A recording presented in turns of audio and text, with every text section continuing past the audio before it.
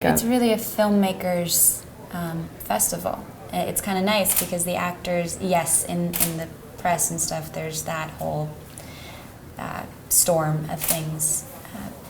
But we almost get to kind of sit back and really appreciate the filmmakers for what they do. I'm sitting there watching all the producers and the developers and the financiers run around with their heads cut off like chickens, feeling like, okay, it's your turn at a giant event to be shuffled around, and it's really great because I think they also love that aspect of it. I know we talked about this a little bit, but what's one question that you're just sick of the press asking, and what do you wish they would ask instead?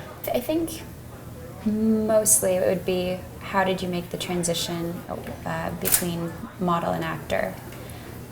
Which is a completely understandable question to ask, and so the frustration with it is at nobody's fault but my own.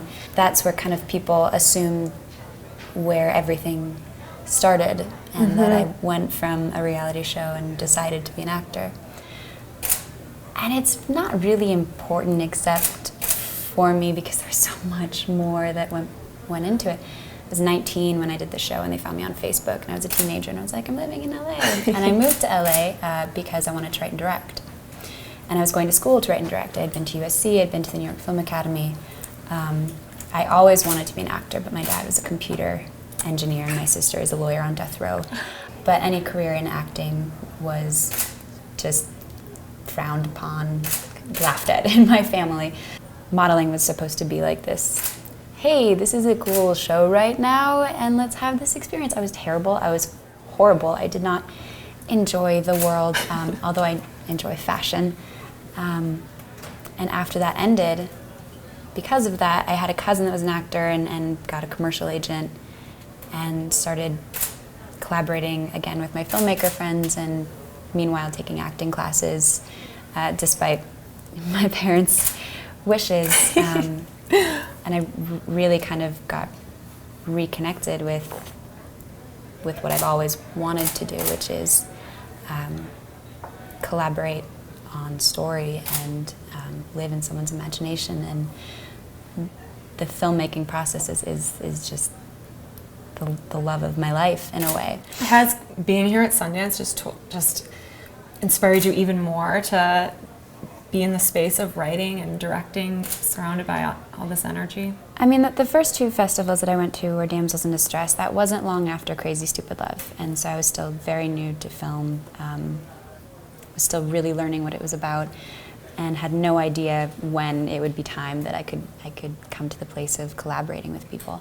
And this is the first time I've really been at a festival where there's conversation that flows so naturally, and connections being made everywhere. And I have several projects I'm working on developing now with people I respect so incredibly. And that's, I think Sundance is wonderful for that, because it's so small and everything is close together. And even people that have nothing to do with any film and are just here to kind of see the festival itself,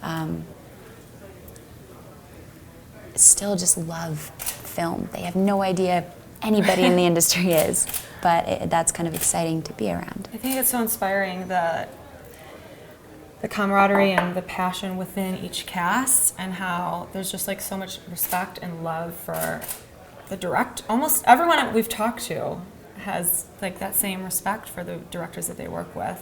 So I think that's really like shining through at this festival. Yeah, I mean, I think that's kind of the nice thing about small films, which, you know, there are definitely some bigger films. They're really across the board, but they're at a festival, which means they're not giant studio films.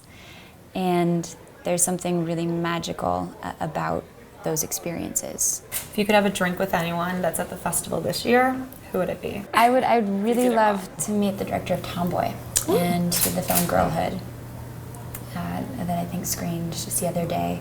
It's a French film. I'm hoping that she actually does English films, because I would love to work with her on something. She has such a beautiful way. I think depicting Do you women. speak French? A little bit. Oh. A little bit. I read much better than I speak it.